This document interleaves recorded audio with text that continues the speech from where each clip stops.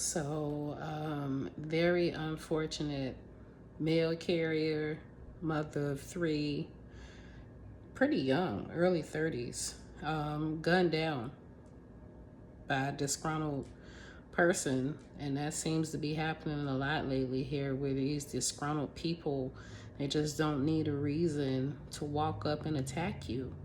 But check this out. With breaking news, a push to keep postal workers safe tonight after a letter carrier was shot and killed while she delivered the mail on her route. Maribel Gonzalez is live at Chicago Police Headquarters. Maribel, you've been tracking crimes against postal carriers. Erica, we've told you about back-to-back armed robberies of letter carriers just in the last few weeks alone. Now, this latest incident, a tragedy that could have been prevented. At least that's according to Elise Foster. She is the president of the Letter Carriers Union here in Chicago. For months, she's been sounding the alarm on the security concerns she says her members face every single day. Now, the most recent attack just after 11 this morning when a gunman shot and killed postal worker Octavia Redmond. The 48-year-old was in front of a home on the West 122nd Street in West Pullman when an unknown man walked up to her and started shooting. She died at Christ Hospital. The gunman got away. Now, just last week, we spoke to Foster about the armed robbery of a postal worker in the Bronzeville neighborhood in June. It's happening in broad daylight and caught on surveillance video. Those images shared just days ago. And shortly before that incident, a series of robberies of letter carriers' trucks on the city's northwest side. Those happening within a span of only a couple hours. Now, at that time, Foster was urging the police, the community, and the federal government to step in and help. Today, she's echoing that call. At this point, my letter carriers are scared to deliver mail. And if they're scared to deliver mail, they cannot be forced to go out and deliver mail because they want to get home to their families. And I want them to return to their families. I want everybody to hear this. You know, I'm tired of talking. Something needs to be done. This afternoon, these images at the Letter Carriers Union's office, the flag lowered to half staff as members there grieve the death of their colleague. We're told counselors will also be available tomorrow at the station where Octavia Redmond worked. Foster also tells us that shortly after this incident, CPD Superintendent Larry Snelling reached out to her. She will be meeting with him in the next few days to discuss security measures. We're live outside of CPD headquarters. Maribel Gonzalez, CBS News, Chicago. Maribel, thank you. So what I'm really finding disturbing is back in March of this year, we had a kid named Jason Jenkins. He worked in Walmart. Some guy named Timothy Carter walked up on him, stabbed him down. Didn't know this kid from Adam, out on the street, stabbed him down. Sometime in June, this young lady walked up on a mother and her 3-year-old son and stabbed them down at a Giant Eagle out in Ohio. And then most recently here, we had Monica Williams, who shot and killed a mom who was working at the Church's Chicken out in Memphis. I'm flabbergasted that you could be staying out the way. You could be going to work, you know, keeping your head down and all of that stuff, and you could be killed at work while just trying to provide for your family.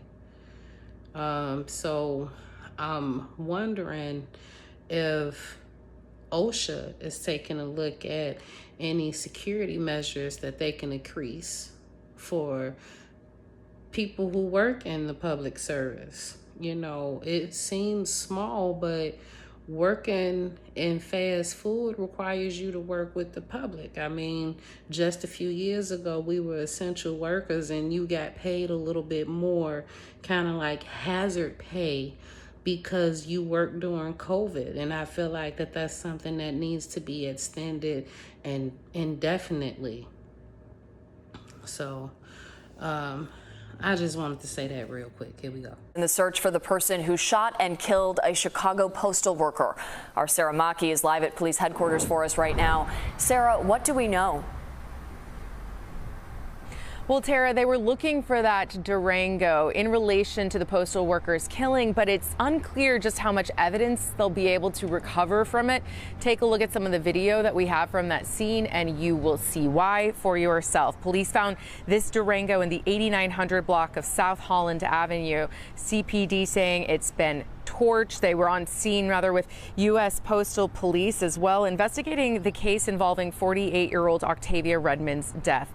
Tributes for Redmond have been pouring in on social media with a renewed push to protect postal workers like her. Redmond had been shot multiple times while delivering mail Friday morning in the West Pullman neighborhood. Police say an unknown man walked up to her and started shooting. That shooter then got away. Redmond later died at the hospital. And it is just the latest in a string of violent attacks. Just last week, an armed robbery involving a letter carrier was captured on video. And then there were back-to-back robberies of USPS trucks earlier this month.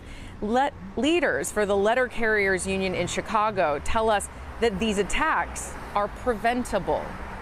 And because we've been asking for help, we've been asking for safety measures, but it should not take it to come to this point for us to get what we need while we out here delivering our mail. So there you heard the report. They are looking to give $250,000 as a reward for the capture of the murder who did this in this young carrier's murder here. And there's also been complaints from the Letter Carriers Association saying that, look, y'all dropping the ball. Y'all need to pick up and get on top of this. This has been going on for months now.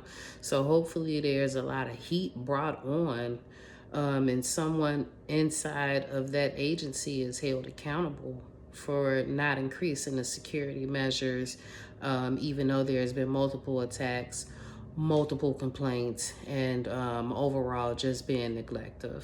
So let me know what you guys think in the comments below. Do you think that there's something what's going on in the Postal Service, or what's being delivered in the Postal Service, that all of a sudden random people are walking up to the carriers and killing them?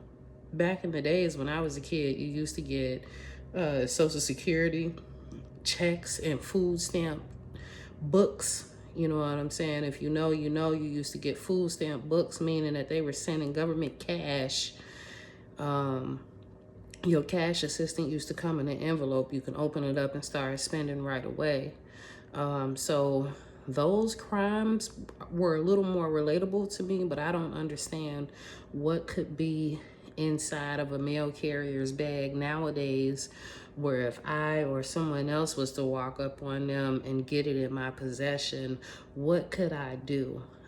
If you guys are knowledgeable, please let me know and help us get this information out here. Maybe you have a neighbor, or maybe you have a loved one, or maybe you yourself are an actual mail carrier.